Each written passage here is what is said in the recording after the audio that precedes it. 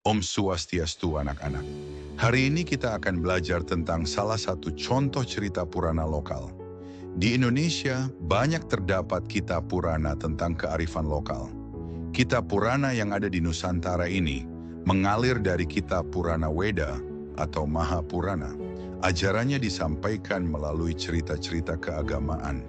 Cerita-cerita itu mengandung ajaran suci sebagai pedoman dalam menjalankan berbagai aktivitas keagamaan masyarakat sesuai kearifan lokal. Nah, selanjutnya mari kita simak cerita Purana lokal Nusantara yang berjudul Asal-usul Pura Besakih di Bali berikut ini. Diceritakan ada seorang resi yang berasal daerah Gunung Raung, Jawa Timur. Beliau bernama Resi Markandia. Resi Markandia bersama pengikutnya yang berjumlah 800 orang pergi menuju Gunung Tohlangkir. Untuk cerita lengkapnya, mari kita simak video berikut. Namun sebelum lanjut, jangan lupa tekan tombol like, subscribe, komen, share, dan bunyikan juga lonceng, agar kalian tidak ketinggalan video terbaru dari Bapak Guru. Di masa lampau di lereng Gunung Raung, hiduplah seorang resi bijaksana bernama Resi Markandia. Beliau dikenal karena kebijaksanaan dan kesucian hatinya. Setiap hari, para murid mendengarkan wejangan tentang hidup dan dharma.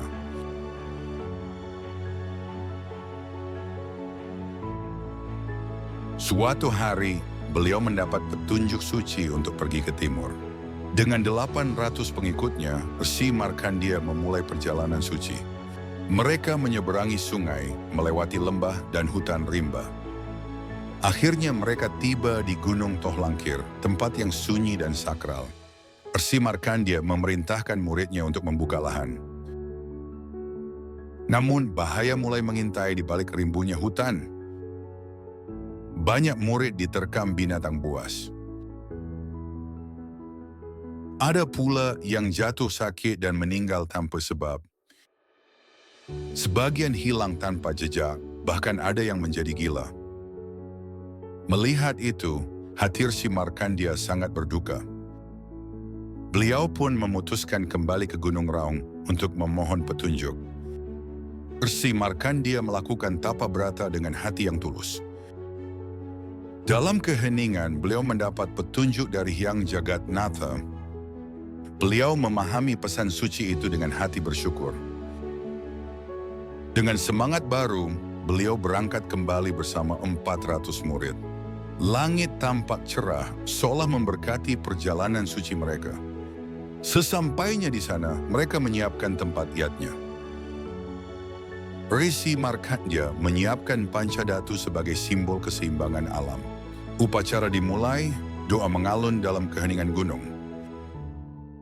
Energi suci menyelimuti tempat itu. Kali ini tak ada lagi gangguan atau malapetaka. Rombongan mulai membangun pemukiman dan bercocok tanam.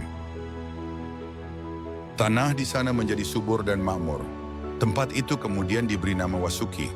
Di titik penanaman Pancadatu berdirilah Pura Basukian.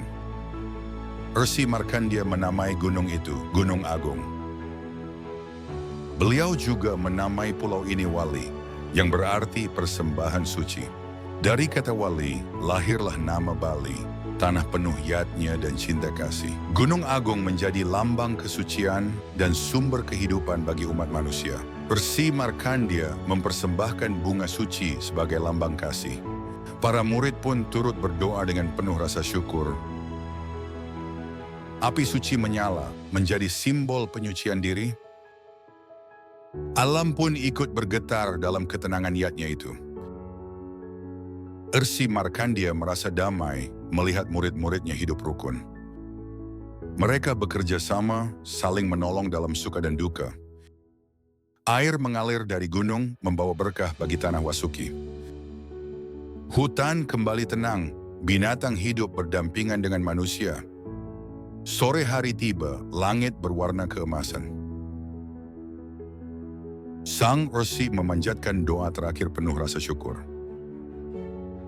Cahaya suci menyinari perjalanan mereka menuju kebijaksanaan.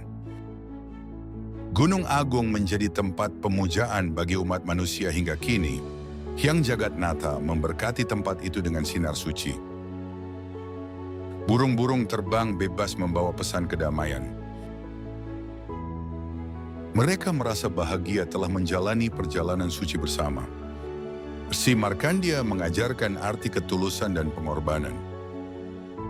Vasuki tumbuh menjadi tanah penuh kesejahteraan. Penduduk hidup makmur di bawah naungan Gunung Agung. Pura Basukian menjadi tempat suci bagi umat Hindu di Bali.